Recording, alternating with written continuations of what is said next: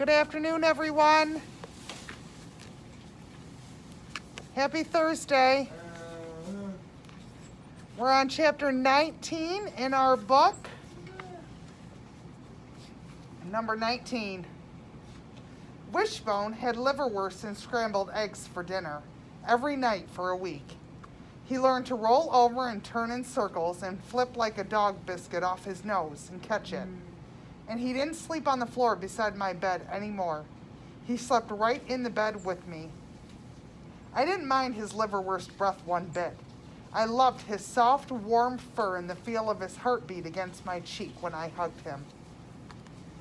Every night after supper, when me and Gus and Bertha sat out on the porch, Wishbone snored continuously while I rubbed my bare feet over his warm back. Sometimes he'd jump up and let a bark out at a noise down in the woods, a raccoon or a possum, or maybe even just the rustle of the leaves in the wind. That was one happy dog, Butterbean, Gus would say. Then Bertha would urge Gus to tell us another story about his dog Skeeter. How was that time he fell into the river when y'all were fishing, and your brother jumped in after him and flipped his boat over, she said. Gus chuckled, but before he could say a word, Bertha said, Oh, I know. Tell Charlie how your sister used to dress Skeeter up in his Girl Scout uniform. I took Wishbone to the Oldmans almost every day. I still hadn't told Howard I was sorry for what I said about his up-down walk, so there was always a big old elephant in the room for me. But Howard, he never let on that anything had happened between us. Still, I felt mad at myself for not speaking up. I kept thinking about what Bertha had said about judging folks for how they fix their mistakes, and I knew I wasn't doing a very good job at fixing mine. Every time me and Wishbone showed up at the Oldman's front door, one of them would say, Hey, and wave at us, and I'd get caught up in the flurry of that family like a tornado spinning me off my feet. Me and Howard played parcheesi at the kitchen table with a fan whirring in the doorway, while Wishbone scurried around searching for dropped crackers or spilled juice. Cotton would stick his face right up against the fan and let out a Tarzan yell, his voice coming out of quivery and making us laugh. Burl and Lenny would come in and make tomato sandwiches, leaving greasy black fingerprints on everything they touched. It seemed like they were always working on some kind of engine.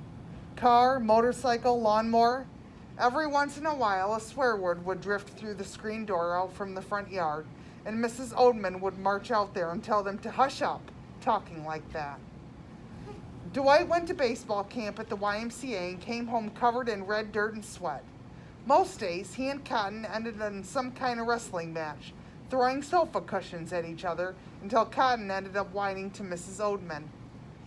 Some days it was so hot, me and Howard would lay on the porch with ice cubes on our foreheads and tell knock-knock jokes. One day, Mrs. Oldman put a tarp on the bed of the pickup truck and filled it with water. We sat in there in our shorts and t-shirts and ate from frozen Kool-Aid in paper cups.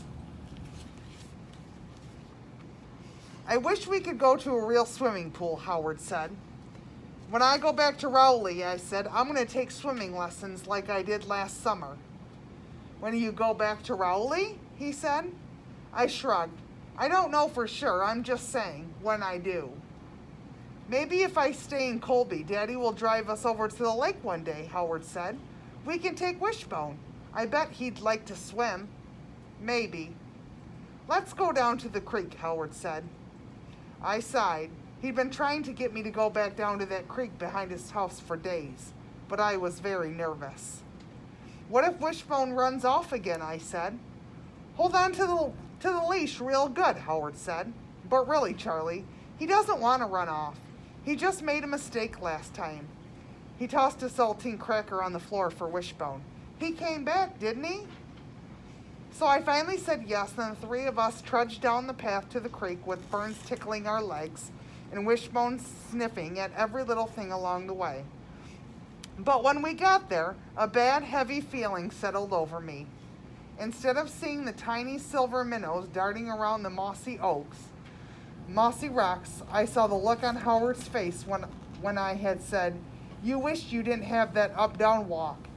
And even though you acted like you didn't care anymore, for me, those words still hovered in the air between us like a storm cloud.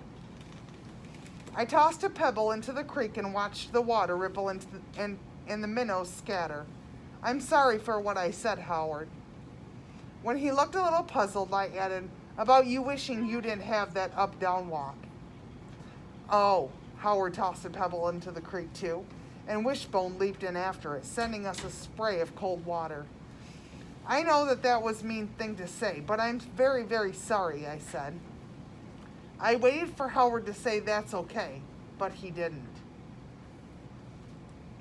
I waited for him to say, "Don't worry about it," but he didn't. I waited for him to say, "Oh, heck, Charlie, I forgot all about that," but he didn't. In fact, he didn't say anything for the longest time, and then he shrugged and said, "I'm used to kids saying mean things about the way I walk," I said. "Ouch! Stab me in the heart, why don't you, Howard? Toss me into the mean pile with all the other harmful kids in Colby. Squish me in the mud like a worm that I am." My eyes darted from tree to rock to creek to fern while I scrambled to figure out what to say next. And then I spied it, a blackbird feather nestled into the leaves and pine needles beside the creek. "Look," I said, grabbing the feather and holding it up for Howard to see. He squinted to see it, pushing his glasses further up on his freckled nose. "Something to wish on," I said. "You stick it in the ground and make a wish." He held it out to him. "Here, you take it. Make a wish." He shook his head. "Nah." "Why not?" He took his glasses off and wiped drops of creek water off of them and with the edge of his shirt. Then he put them back on and said, "'Cause I know my wish ain't ever coming true." Well, now that surprised me, coming from Howard, who was always Mr. Positive. "How do you know that?" I asked. "I just do." "But look at me," I said. "I've made that same wish every day since 4th grade, and it hadn't come true yet." I stroked the top of Wishbone's wet hand. "But if I make that wish enough times, I know it will come true someday." "Then I hope it does," Howard said. I held the feather out to him again. "You sure?" He nodded. So I stuck the feather into the soft dirt beside the creek, closed my eyes, and made my wish.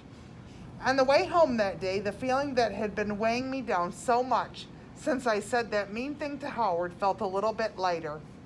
I wasn't sure if I'd fixed my mistake, but at least I could say I had tried. Goodbye for now. Have a great night.